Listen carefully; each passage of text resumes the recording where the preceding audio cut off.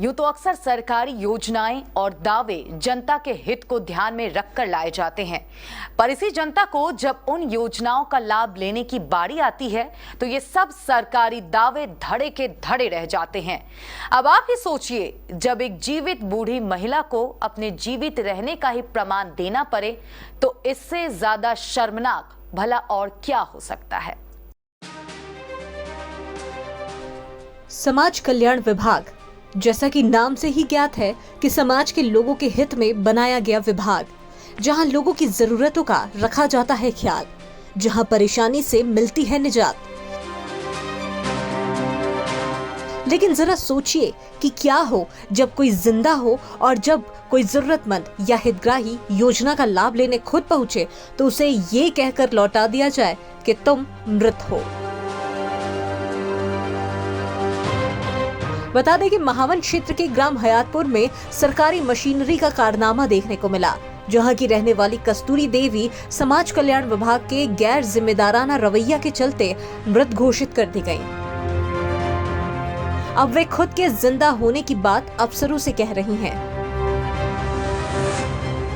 दरअसल हयातपुर गांव में एक बुजुर्ग खुद को जिंदा होने के सबूत पेश कर रही हैं। जी हां, सरकारी फाइलों में लापरवाह अधिकारियों और कर्मचारियों ने वृद्धा कस्तूरी देवी को मृत घोषित कर दिया था, लेकिन वो खुद जीवित होने का सबूत लेकर समाज कल्याण विभाग के अधिकारियों के कार्यालय सहित विकास भवन के चक्कर लगाकर खुद जीवित होने का सबूत दे रही हैं। गौरतलब है कि सरकारी कागज में मृत घोषित महावन क्षेत्र के ग्राम हयातपुर की रहने वाली कस्तूरी देवी अपने गांव की गलियों में जिंदा घूम रही है। जब हम उनके गांव हयातपुर पहुंचे तो वह गलियों में घूमते हुए प्रशासनिक व्यवस्था को कोसती हुई नजर आईं। उन्होंने कहा कि वह तो जिंदा है, न जाने किसने उन्हें मृत घोषित कर दिया।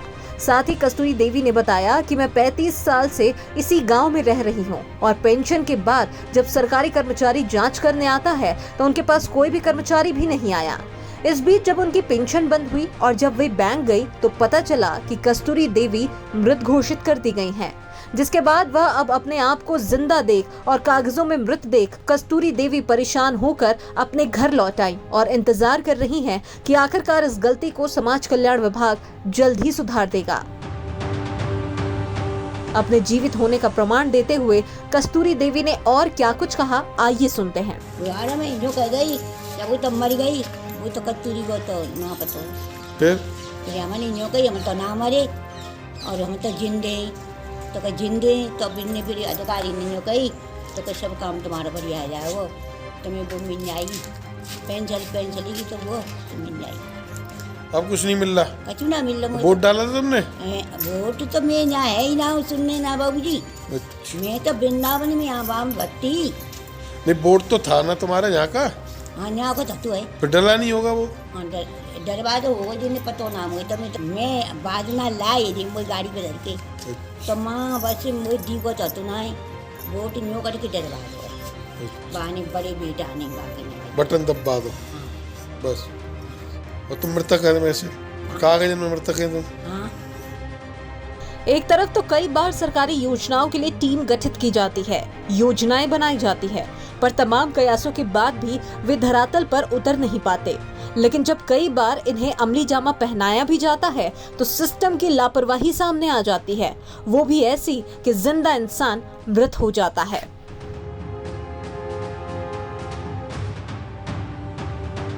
Bureau report, KBC news.